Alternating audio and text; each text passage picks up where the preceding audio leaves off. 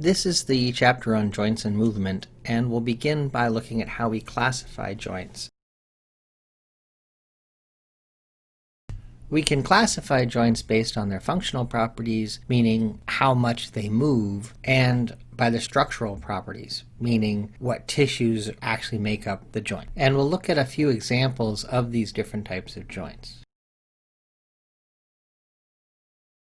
The functional classifications all are based on the same sort of word construction. The root of these words is arthro, meaning joint, as in the word arthritis is a swelling of joints. The ending sis is just that these are Greek words, and that's the noun ending for the words. And what differentiates between these classifications is the prefix. Now, before I get to talking about what these words mean, I just want to mention that sometimes I'll make these words into adjectives to modify the word joint.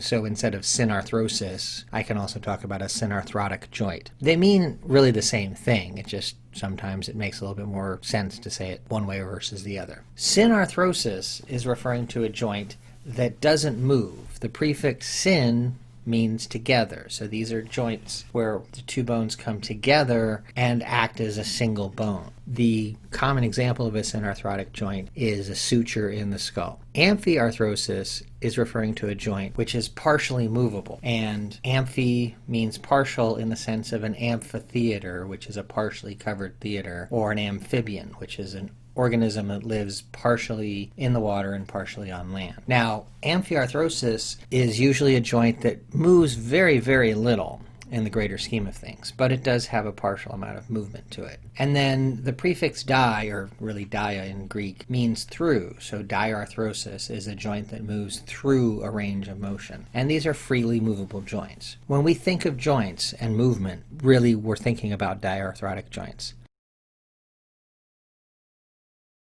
The structural classifications are concerned with what tissues compose the joint. For example, the fibrous joint is made up of fibrous tissue, meaning dense, regular or irregular connective tissue. And it's essentially collagen fibers from one bone directly connected to the other bone. Cartilaginous joints are those that are made out of cartilage, and strictly cartilage, not other tissues. And synovial joints are those that contain cartilage, dense, regular or irregular connective tissue, and some other structures, including a synovial membrane that secretes a fluid which acts as a lubricant at the joint.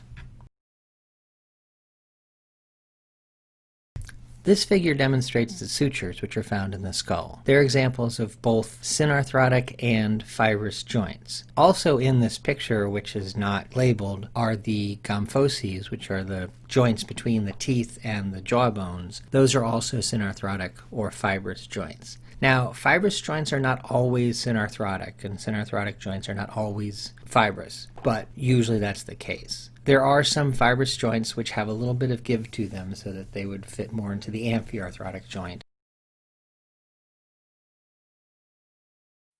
These are two joints that are cartilaginous. The first one is the epiphyseal plate between the epiphysis and the diaphysis of a long bone while it's growing. So this is only going to be found in childhood and adolescence. But it is a joint. The epiphysis is bone and the diaphysis is bone, but the epiphyseal plate is not. It's cartilage. That joint doesn't move, so this is actually a synarthrotic cartilaginous joint. And then we have the pubic symphysis, which is a fibrocartilage pad between the pelvis on either side at the pubic arch. This is an amphiarthrotic joint in that it moves very slightly. It only moves to increase the width of the birth canal during childbirth. So it only moves during that period of time in a woman's life. So it doesn't move for men. And it's only going to move a little bit to expand that birth canal, but not as much as a lot of joints that we're used to thinking about.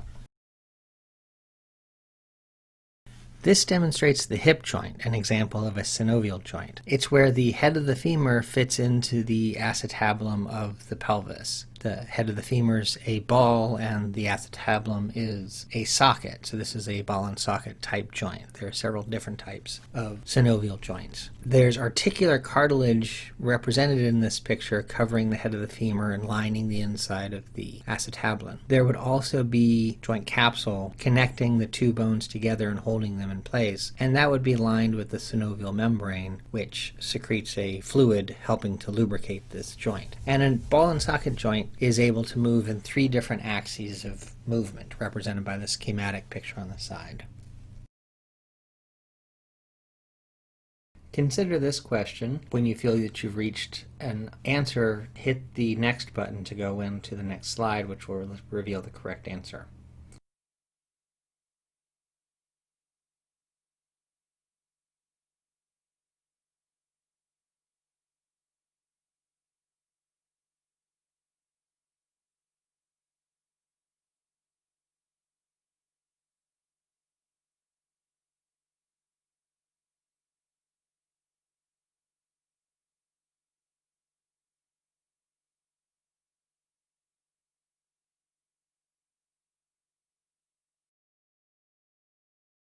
The synovial joint is the structural classification for the most movable type of joint. Now, answer choice A here also describes a very movable joint, but it's not the structural classification. That's the functional classification. Remember, all of those with arthro in their root were the functional classifications of the joints.